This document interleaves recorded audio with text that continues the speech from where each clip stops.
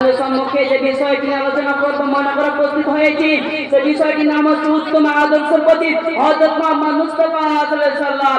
এই পৃথিবীতে যখন মহাদাচার রমনা চলছিল, ব্যভিচার চলছিল, অনাচার চলছিল, মা বোনদের প্রতি নির্যাতন চলছিল, সেই সমাজে সর্বকালের সর্বশ্রেষ্ঠ মানব হযরত মুহাম্মদ মুস্তাফাকে হযরত মুহাম্মদ মুস্তাফা সাল্লাল্লাহু আলাইহি ওয়াসাল্লামকে এই পৃথিবীতে প্রেরণ করা হয়েছিল, যেন তিনি এই পৃথিবীকে শান্তি আনতে পারে, যে মানুষকে খারাপ কাজ থেকে অন্যায় বিচারের কাজ থেকে শান্তির পথে আনতে পারে, ইসলামের পথে আনতে পারে। সেই জন্য তাকে এই পৃথিবীতে সর্বশ্রেষ্ঠ নবী হিসেবে প্রেরণ করা হয়েছিল। তিনার পর এই পৃথিবীতে আর কোন নবী আসেনি, তিনার পর এই পৃথিবীতে কোন আর নবী আসেনি, তারপর যে এসেছে সেই হচ্ছে তার উম্মত। এই কথাই সত্য। সম্মানিত উপস্থিতি, মহান রব্বুল আলামিন তিনি এই সম্পর্কে পবিত্র আল কোরআন মাজিদের মধ্যে বলেন, লাকাদ কানা লাকুম ফি রাসূলিল্লাহি উসওয়াতুন হাসানাহ। নবী করিম সাল্লাল্লাহু আলাইহি ওয়াসাল্লাম অর্থাৎ নবী করিম সাল্লাল্লাহু আলাইহি ওয়াসাল্লাম তিনি হচ্ছেন একজন উত্তম আদর্শবান ব্যক্তি, উত্তম চরিত্রবান ব্যক্তি। তিনার মতো উত্তম আদর্শবান ব্যক্তি, উত্তম চরিত্রবান ব্যক্তি এই পৃথিবীতে কেউ কখনো আসেনি এবং কেউ কখনো আসবে না। এই কথাই সত্য। অর্থাৎ এটাই স্পষ্ট প্রমাণিত হয় নবী করিম সাল্লাল্লাহু আলাইহি ওয়াসাল্লামের মতো উত্তম আদর্শবান ব্যক্তি, উত্তম চরিত্রবান ব্যক্তি এই পৃথিবীতে কেউ কখনো আসবে না, কেউ কখনো আসেনি। এই পৃথিবীতে যত মানুষ এসেছে আর যত মানুষ আসবে, নবী করিম সাল্লাল্লাহু আলাইহি ওয়াসাল্লাম মতো উত্তম আদর্শবান ব্যক্তি এই পৃথিবীতে কেউ আসবে না। এই কথাই সত্য। এই সম্পর্কে মহান রব্বুল আলামিন তিনি সূরা কোরআনের 4 নম্বর আয়াতে বলেন, ওয়া ইন্নাকা লাআলা খুলুকিন আযীম। অর্থাৎ মহান রব্বুল আলামিন বলেন, হে নবী নিশ্চয় তুমি উত্তম চরিত্রের অধিকারী। তোমার মতো উত্তম আদর্শবান ব্যক্তি, উত্তম চরিত্রের ব্যক্তি এই পৃথিবীতে কেউ কখনো আসেনি। এই কথাই সত্য। সম্মানিত উপস্থিতি, নবী করিম সাল্লাল্লাহু আলাইহি ওয়াসাল্লাম তিনি হচ্ছেন একজন উত্তম আদর্শবান ব্যক্তি। তার জন্য তিনার কিছু নমুনা। নবী করিম সাল্লাল্লাহু আলাইহি ওয়াসাল্লাম তিনি কেমন উত্তম আদর্শবান ব্যক্তি ছিলেন, নবী করিম সাল্লাল্লাহু আলাইহি ওয়াসাল্লাম তিনি কেমন নম্র ভদ্র মনের মানুষ ছিলেন। নবী করিম সাল্লাল্লাহু আলাইহি ওয়াসাল্লাম পৃথিবীর সকল মানব জাতিকে মানুষ হিসেবে সম্মান করতেন, ধনী গরিব ভেদাভেদ করতেন না, ছোট বড় ভেদাভেদ করতেন না। পৃথিবীর সকল মানব জাতিকে মানুষ হিসেবে সম্মান করতেন। আর আজ আমাদের সমাজের মধ্যে কাজ বেশি টাকা থাকে, কাজ বেশি সম্পদ থাকে, সে মানুষকে মানুষ সম্মান করে না, মানুষকে মানুষ মনে করে না। আর নবী করিম সাল্লাল্লাহু আলাইহি ওয়াসাল্লাম তিনি সর্বশ্রেষ্ঠ নবী হয়ে কিয়ামত পর কোন নবী আসবে না। তিনি জানার পর এই দিকে থাকে জান্নাতে রেজাল্ট পাওয়ার পর তিনি সকল মানব জাতিকে মানুষ হিসেবে সম্মান করে যেতেন, তিনি কাউকে কখনো অসম্মান করতেন না। আর আজকে আমরা মানুষকে মানুষ হিসেবে সম্মান করি না, মানুষকে মানুষ হিসেবে সম্মান করি না। খালি মানুষকে আঘাত, মানুষকে অপমান, কাজে বেশি টাকা থাকে, কাজে বেশি সম্পদ থাকে, মানুষকে খালি আঘাত আর অপমান আর নির্যাতন করে যায়। নবী করিম সাল্লাল্লাহু আলাইহি ওয়াসাল্লাম তিনি কাউকে কখনো অপমান করতেন না, কাউকে কখনো তিনি নির্যাতন করতেন না। এমনকি তিনি নম্র ও ভদ্র থেকে মানুষকে ইসলামের পথে আনতেন, শান্তির পথে আনতেন।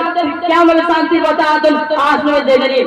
নবী করিম সাল্লাল্লাহু আলাইহি ওয়াসাল্লাম তিনি একদিন একটি গাছের তলে শুয়েছিলেন। সেই গাছটিতে একটি অস্ত্র ঝুলানো ছিল। নবী করিম সাল্লাল্লাহু আলাইহি ওয়াসাল্লাম তিনি একটি গাছের তলে শুয়েছিলেন। সেই গাছটিতে একটি অস্ত্র ঝুলা ছিল। আর একজন কাফের নবী করিম সাল্লাল্লাহু আলাইহি ওয়াসাল্লামকে দেখতে পেলেন দূর থেকে। সে কাফেরটি নবী করিম সাল্লাল্লাহু আলাইহি ওয়াসাল্লামকে দেখতে পেলেন। সে কাফেরটি নবী করিম সাল্লাল্লাহু আলাইহি ওয়াসাল্লামের কাছে অস্ত্রটা ধরে নবী সাল্লাল্লাহু আলাইহি ওয়াসাল্লামের উপরে ধরে তুললেন, ধরে বললেন, এবার তোমাকে কে বাঁচাবে? নবী করিম সাল্লাল্লাহু আলাইহি ওয়াসাল্লামকে সে কাফেরটি বলছে। তখন নবী করিম সাল্লাল্লাহু আলাইহি ওয়াসাল্লাম কাফেরকে বলছে, আমাকে আমার আল্লাহ বাঁচাবে। তখন সে কাফেরদের হাত থেকে অস্ত্রটা পড়ে গেল, সে কাফেরটির হাত থেকে অস্ত্রটা পড়ে গেল। তো নবী করিম সাল্লাল্লাহু আলাইহি ওয়াসাল্লাম অস্ত্রটা নিয়ে সে কাফেরটির উপর তুলে ধরে বললেন, এবার তোমাকে কে বাঁচাবে? তখন নবী করিম সাল্লাল্লাহু আলাইহি ওয়াসাল্লাম যখন তাকে এই কথাটি বললেন, তখন সে কাফেরটি বললেন, সে কাফেরটি তখন অনেক মন খারাপ হয়ে গেল। তখন সে বললেন, সে কাফেরটি তখন নবী সাল্লাল্লাহু আলাইহি ওয়াসাল্লামকে বললেন, আমাকে যদি তুমি ছেড়ে দিতে তাহলে অনেক ভালো হতো। তখন নবী সাল্লাল্লাহু আলাইহি ওয়াসাল্লাম তাকে ছেড়ে দিলেন, তাকে আঘাত করলেন না, তাকে নির্যাতন করলেন না। তখন সে কাফেরটি চলে গেল। নবী করিম সাল্লাল্লাহু আলাইহি ওয়াসাল্লাম তিনি সেখানে শুয়ে গেল। এবং সে কাফের তাদের জালেম বাদশাকে যে এই ঘটনা খুলে বলল, এই কথা খুলে বলল। তখন সে কাফের বাদশা, সে জালেম বাদশা তার দলবলকে নিয়ে নবী করিম সাল্লাল্লাহু আলাইহি ওয়াসাল্লামের কাছে এলো এবং নবী সাল্লাল্লাহু আলাইহি ওয়াসাল্লামের কাছে এসে সে ইসলাম গ্রহণ করিল। সম্মানিত উপস্থিতি, আমরা এখান থেকে কি বুঝতে পারলাম? নবী করিম সাল্লাল্লাহু আলাইহি ওয়াসাল্লাম তখন যদি সে কাফেরটিকে আঘাত করত, অপমান করত, নির্যাতন করত, হত্যা করত, তাহলে সে কাফের বাদশাকে জালেম বাদশাকে এই ইসলামের পথে আনতে পারতো না, এই কথাই সত্য।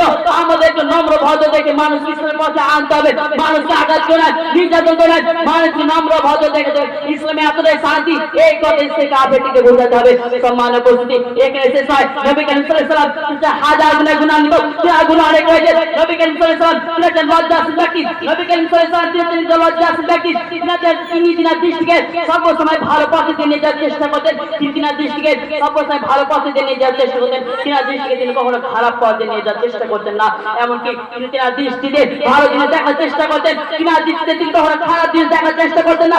এই সম্পর্কে আবু সাঈদ খুদরি রাদিয়াল্লাহু তাআলা হাদিসের মধ্যে বলেন, নবী করিম সাল্লাল্লাহু আলাইহি ওয়াসাল্লাম তিনি এতটাই লজ্জাশীল ব্যক্তি ছিলেন, তিনি এতটাই লজ্জাশীল ব্যক্তি ছিলেন, পর্দাশীল মহিলা, পর্দাশীল কুমারী তার যতটা লজ্জাশীল ব্যক্তি হয় তাদের চেয়ে প্রিয় নবী হযরত মুহাম্মদ মুস্তাফা সাল্লাল্লাহু আলাইহি ওয়াসাল্লাম বেশি লজ্জাশীল ব্যক্তি।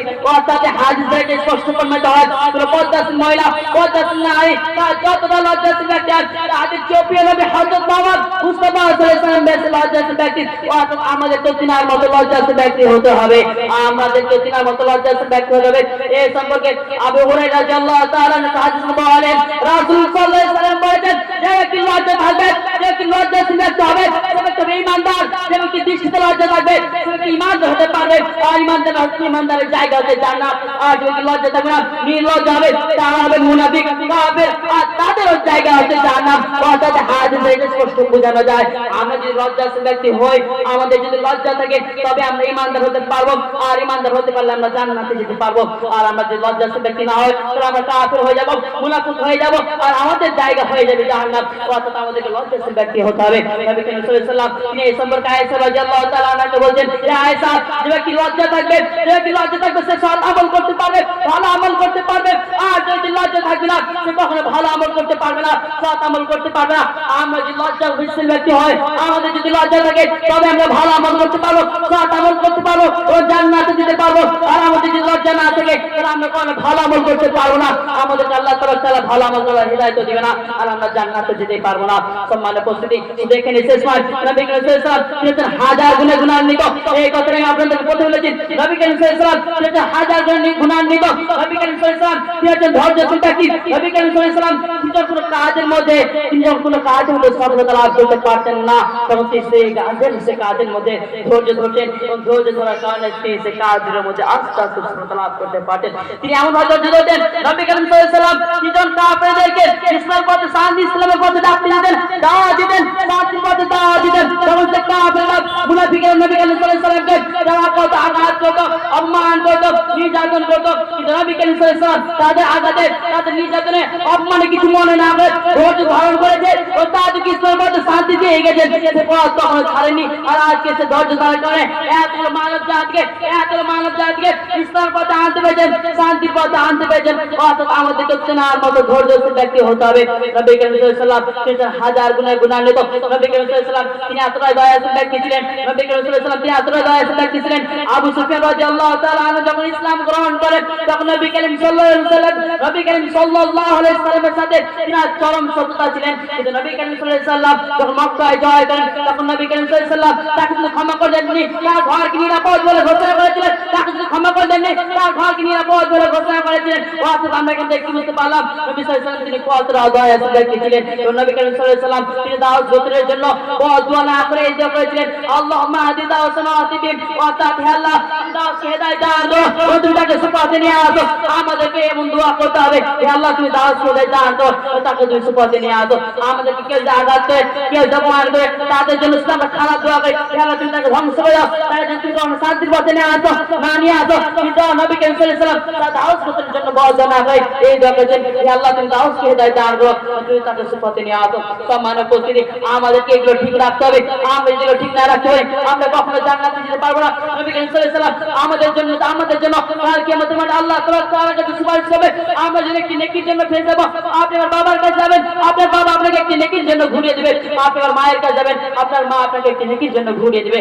আপনি ঈসার কাছে যাবেন, মুসার কাছে যাবেন, আপনি অনেক নবীর কাছে যাবেন, কিন্তু কোন নবী আপনাকে একটি নেকি দিবে না। আর আপনি যখন নবী সাল্লাল্লাহু আলাইহি ওয়াসাল্লামের কাছে যখন যাবেন, হযরত মুহাম্মদ মুস্তাফা সাল্লাল্লাহু আলাইহি ওয়াসাল্লামের সাথে যখন আপনার কাছে যখন আপনি যাবেন, নবী করিম সাল্লাল্লাহু আলাইহি ওয়াসাল্লাম আপনাকে আল্লাহ তাআলার কাছে সিজদা করিবেন। আল্লাহ তাআলার কাছে কেঁদে বলবেন, হে আল্লাহ তোমার উম্মতকে জান্নাতে দাও, তিনি তার নিজের জন্য বলবেন না, তিনি বলবেন যে হে আল্লাহ তুমি আমাকে জান্নাতে দাও। তখন সে কথা বলবে না, বলে হে আল্লাহ আমার উম্মতকে জান্নাতে নিয়ে যাও, তুমি আমার উম্মতকে জান্নাতে দিয়ে দাও। নবী করিম সাল্লাল্লাহু আলাইহি ওয়াসাল্লাম তিনি আমাদেরকে এতটাই ভালোবাসেন, সে শুধু আমাদের জন্য কাঁদেন, কেঁদে কেঁদে তিনি পোশাক সমস্ত কিছু ভিজে দেন। আর আমরা যেগুলো তিনার দৃষ্টিগুলো ঠিক না রাখতে পারি, তিনার সুন্নতগুলো আমরা যেন মেনে না চলি, তো নবী করিম সাল্লাল্লাহু আলাইহি ওয়াসাল্লাম আমাদের জন্য কেন কাল কিয়ামত মাঠে সুপারিশ করবেন। আল্লাহ তাআলা বলবে আল্লাহ তুমি উম্মতকে জান্নাতে নিয়ে যাও। কেন বলবে? আমরা যেগুলো ঠিক না রাখি তাহলে কখনো তিনি বলবে না, আর আমরা যেগুলো ঠিক রাখি তাহলে তিনি বলবেন। সম্মানিত উপস্থিতি, নবী করিম সাল্লাল্লাহু আলাইহি ওয়াসাল্লাম তখন আল্লাহ তাআলা বলবে হে আল্লাহ তোমার উম্মতকে জান্নাতে দিয়ে দাও, তোমার উম্মতকে জান্নাতে যাওয়ার হিদায়াত দান করো। তখন আল্লাহ তাআলা ওঠো, যা তোমার উম্মতকে জান্নাতে দিয়ে দিলাম, যা তোমার উম্মতকে জান্নাতে দিয়ে দিলাম। আর আমরা যদি তিনার সুন্নতগুলো না মানি, নবী করিম সাল্লাল্লাহু আলাইহি ওয়াসাল্লাম আমাদেরকে কখনো আমাদের জন্য হিদায়াত করবে না, আমাদের জন্য সুপারিশ করবে না। সম্মানিত উপস্থিতি, এইখান থেকে আমরা কি বুঝতে পারলাম? আমরা যদি তিনার মতো তিনার সে সুন্নতগুলো আমরা যদি না মানি তাহলে আমরা কখনো আমাদের জন্য নবী করিম সাল্লাল্লাহু আলাইহি ওয়াসাল্লাম আমাদের জন্য কখনো তিনি সুপারিশ করবে না। সম্মানিত উপস্থিতি, আমাদেরকে এই পৃথিবীতে একজন অবস্থায় চলে যেতে হবে, আমাদের সকলকে একজন মৃত্যু সাধারণ করতে হবে। তার মহান রব্বুল আলামিন তিনি পবিত্র আল কোরআন মাজিদের মধ্যে বলেছেন যে কোরআনে কোনো সন্দেহ নেই, যে কোরআনে কোনো ভুল নাই, যে মহান কোরআন মাজিদের মধ্যে মহান রব্বুল আলামিন তিনি বলেছেন সূরা আল ইমরানের 125 নম্বর আয়াতে বলেছেন কুল্লু নাফসিন যায়কাতুল মাউত, পৃথিবীর সকল মানব জাতিকে মৃত্যুর স্বাদ অবশ্যই গ্রহণ করতে হবে। পৃথিবীর কোনো ব্যক্তি কোনো মানব জাতি মৃত্যুর হাত থেকে বাঁচবে না, পৃথিবীর সমস্ত প্রাণীকুলকে মৃত্যুর স্বাদ অবশ্যই গ্রহণ করতে হবে। আমরা যদি মৃত্যুর হাত থেকে বাঁচার জন্য সমুদ্রের সর্বনিচে স্থানে যে লুকিয়ে একটি বড় পাহাড় যে লুকিয়ে থাকি, তবু আমাদের সামনে মৃত্যু একদিন অবশ্যই আসবে। আমরা কেউ সে মৃত্যুর হাত থেকে বাঁচবো না।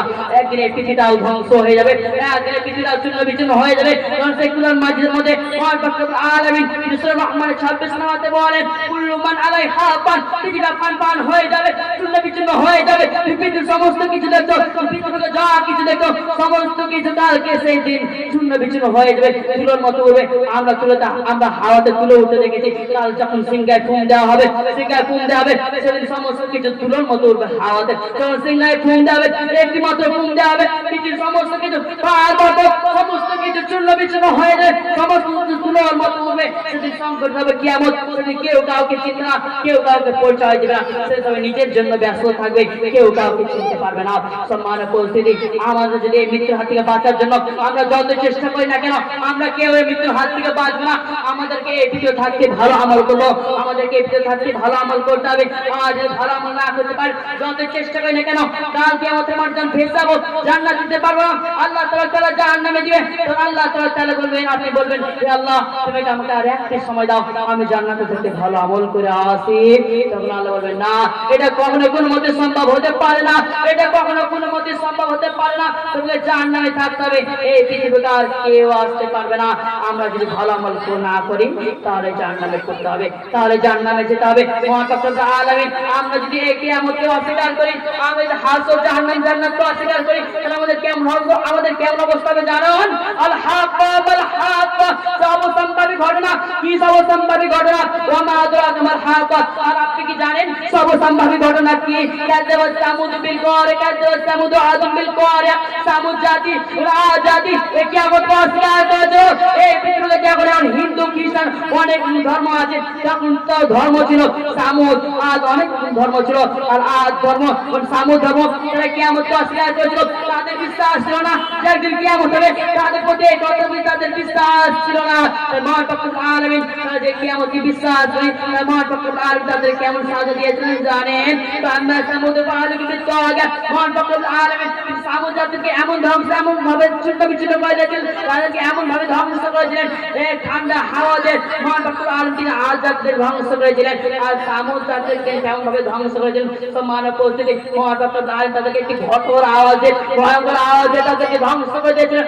আজ জাতিকে ঝড় ধ্বংস করে দিয়েছিলেন, তাদের উপরে আযাব প্রতিবাহিত হয়েছিল, তাদের প্রতি আযাব চলছিল 7 রাত 9 দিন একভাবে তাদের প্রতি আযাব চলছিল।